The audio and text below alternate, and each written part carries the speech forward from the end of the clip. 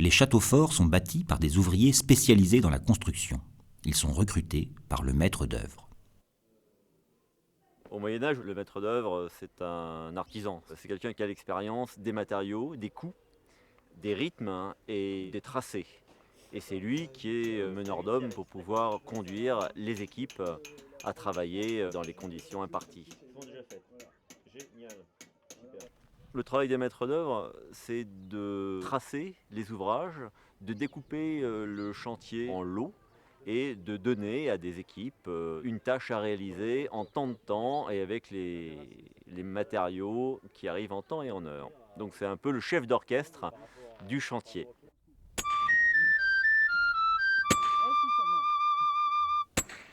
Alors le métier de carrier au Moyen-Âge, le premier but c'est de débiter les gros blocs comme ça pour fournir les tailleurs de pierre et les maçons. On fait des trous dans la pierre pour y emboîter les coins.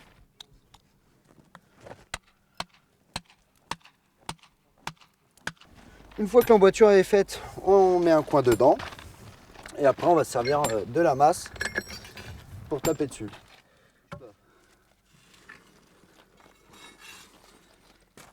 Une fois que le bloc est débité, on va savoir la qualité. En fait, suivant la qualité de la pierre, on va la trier, on va la mettre soit en forme de moellon, si elle n'est pas de super bonne qualité, ou sinon, si elle est de bonne qualité, on va la garder pour faire des blocs capables pour les tailleurs de pierre, en fait.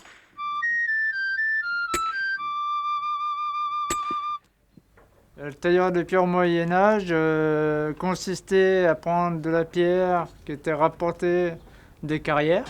Donc le maître d'œuvre nous apportait des plans.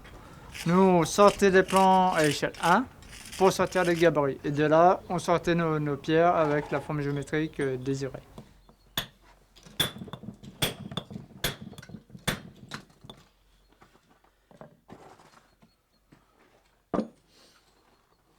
On a une massette ronde qui va me servir à taper sur la broche qui est pointue ou sur la chasse à bord large qui permet d'enlever des éclats.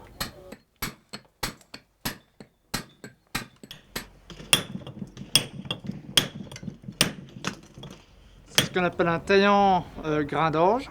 Donc suivant l'aspect de finition que le maître d'œuvre demande, où on a le côté grain d'orge pour avoir un aspect granuleux ou un aspect layé, donc avec des parties de hache. Les gabarits nous servent à faire la forme des pierres demandées. On sort nos gabarits sur le plancher d'épure avec les plans du maître d'œuvre. La particularité de marquer les pierres, donc ça permettait de savoir qui c'est qui l'avait fait en cas de problème et de se faire payer. C'est ce qu'on appelait des tâcherons, payer à la tâche. Donc plus on fait de pierre dans le journée, mieux on est payé.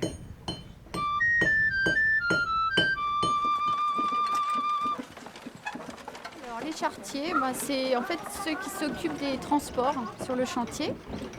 On doit fournir tous les artisans, les différents ouvriers, principalement en pierre, le sable, la terre, tout ce qui sert à faire le mortier, pour la maçonnerie, le bois, pour les charpentiers, pour les bûcherons, le chef des maçons qui vient nous voir, nous dire quoi il a besoin, éventuellement les charpentiers aussi, puis on essaie de contenter tout le monde. On a un tombereau, on a un trinque-balle qui permet de transporter aussi des grandes pièces de bois, taillées ou non taillées. On doit quand même tenir compte de l'évolution du chantier, parce que par moment, il y a plus ou moins besoin de bois ou de pierre. On est un peu les courtiers du Moyen-Âge. Okay.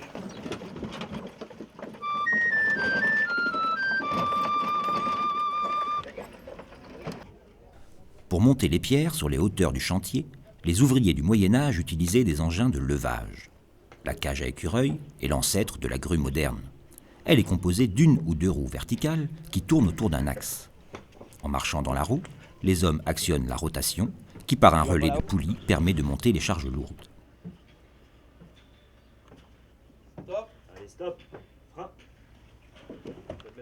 Une trappe, située à la réception des matériaux, est ouverte au passage du plateau, puis fermée pour éviter toute chute. Et moule. Vas-y. Ouais, ça va mieux. Les cages sont équipées de freins à tambour, actionnés manuellement à la demande du chef de manœuvre.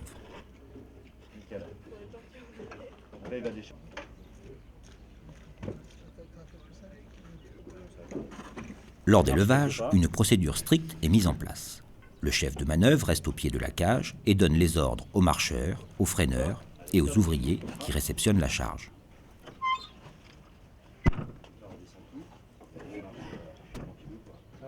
Les cages à écureuils sont démontées et replacées sur le chantier en fonction des besoins.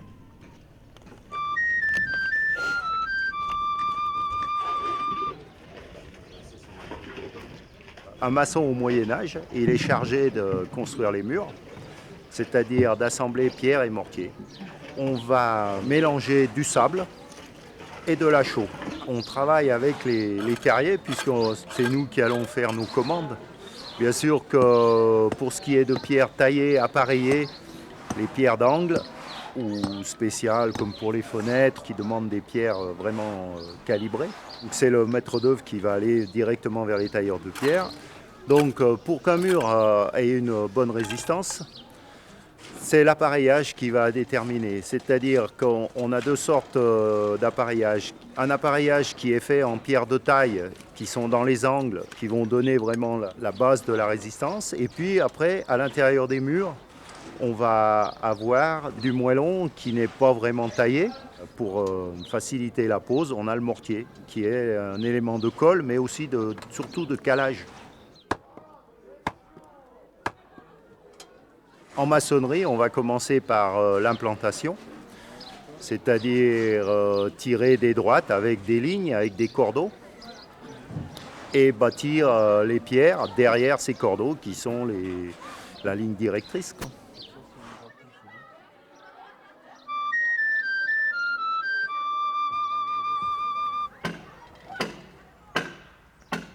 Alors au Moyen-Âge, ce sont les bûcherons qui vont arriver les premiers sur la construction d'un château pour défricher, déforester, pour pouvoir commencer à implanter le château. Alors, le métier de bûcheron et carisseur, donc bûcheron, c'est l'abattage des arbres. L'écarissage, c'est rendre les arbres carrés. C'est-à-dire qu'on enlève, c'est pour protéger le bois, on enlève la partie vivante de l'arbre qui se trouve en périphérie, qu'on appelle l'aubier. Vous voyez, c'est la petite partie blanche qu'on voit ici. Ce qu'on garde, c'est la partie noble du bois, le poids d'œuf, ce qu'on appelle en termes techniques le duramen. Et donc pour rendre les arbres carrés, on utilise cet outil-là, qu'on appelle une doloire. Le manche n'est pas symétrique, il est désaxé sur le côté. Il n'y a qu'un seul côté tranchant, là c'est lisse. Alors le manche décentré par rapport à la lame, c'est pour ne pas s'arracher la main quand je vais taper sur l'arbre.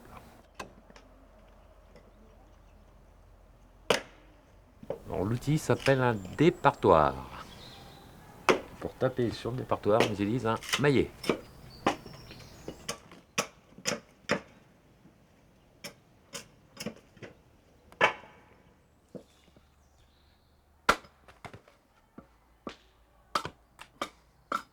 On fournit le bois de construction au charpentier. On travaille sur commande, les bûcherons vont s'exécuter et fournir les pièces demandées pour pouvoir construire le château.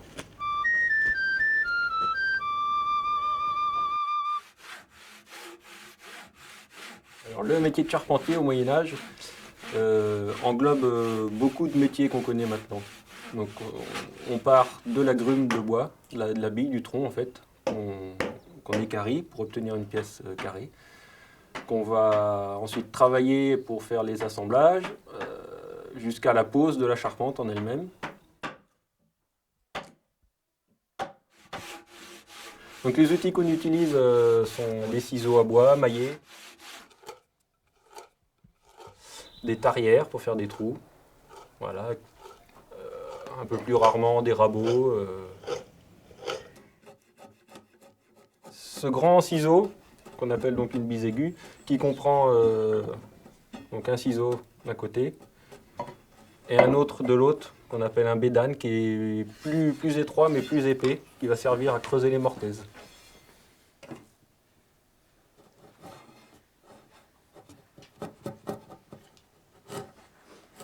On peut aussi faire les coffrages, les engins de levage, les échafaudages, qui nous demandent beaucoup de temps aussi, les chariots, les ponts, les planchers, les portes, voilà, donc tout ce qui est bois.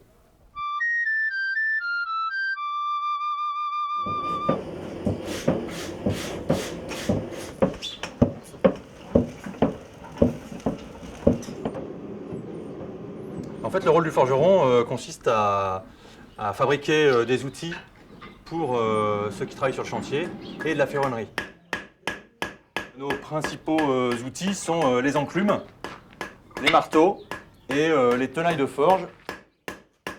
Et on travaille avec le feu puisqu'il faut chauffer le métal pour le rendre plus souple et plus mou.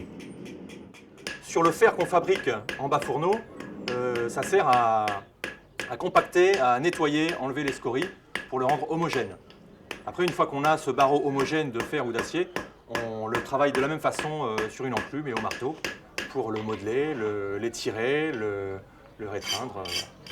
Donc on fabrique aussi donc des outils pour les tailleurs de pierre, pour les charpentiers, pour les bûcherons, enfin un peu tous les corps de métier. Et beaucoup de ferronnerie pour tout ce qui est sur le château, donc fixation des portes, les pentures, les gonds, les grilles pour les fenêtres et puis les ferrures pour le renforcement des portes.